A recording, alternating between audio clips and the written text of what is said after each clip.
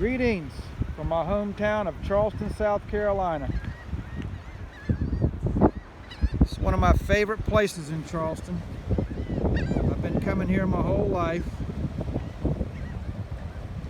This lighthouse was constructed in 1876.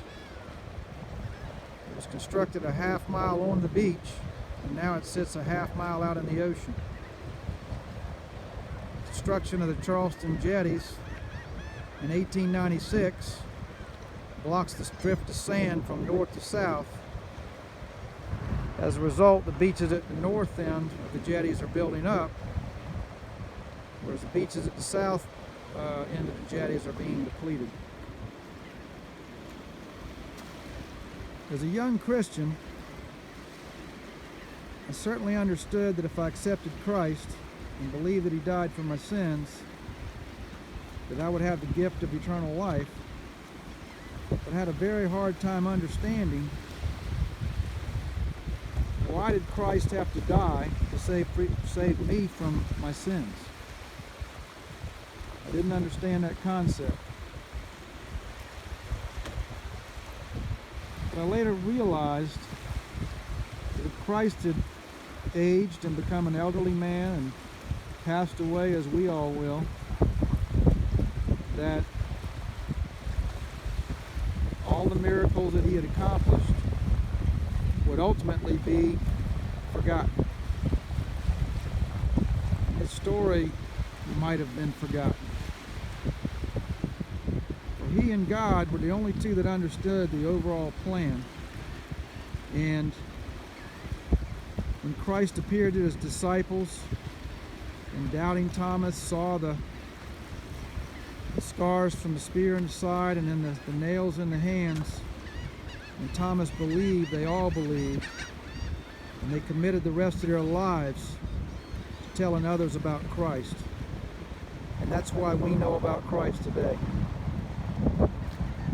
And we're taught as Christians that no matter what we do, we can ask for repentance, accept Christ, and we're given the gift of eternal life. However, we're extremely stubborn people. Sometimes we don't realize how fragile we are. Several years ago, I lost a very good friend to alcoholism. And I'll never forget, I went to see him in the hospital. Right before I went to see him, at the door to his hospital room, his sister explained to me that he would be dead within 2 weeks. She explained to me that his liver was completely gone, he was not a candidate for a transplant, and there was no hope for him. However, when I walked in to see him, he proceeded to tell me about everything he was going to do when he got out. And I realized that as close as he was to death, he didn't get it. He didn't understand that he was going to be dead. Now, ultimately, he accepted Christ. There's no doubt in my mind he's in heaven right now. And his funeral was one of the most powerful funerals I've ever been to, because there were at least a dozen people at that funeral that were in the same boat he had been in, drug and alcohol abuse.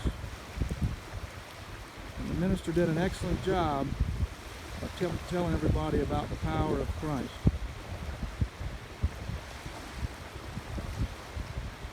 May the Lord bless you and keep you always. In Christ's name I pray. Amen.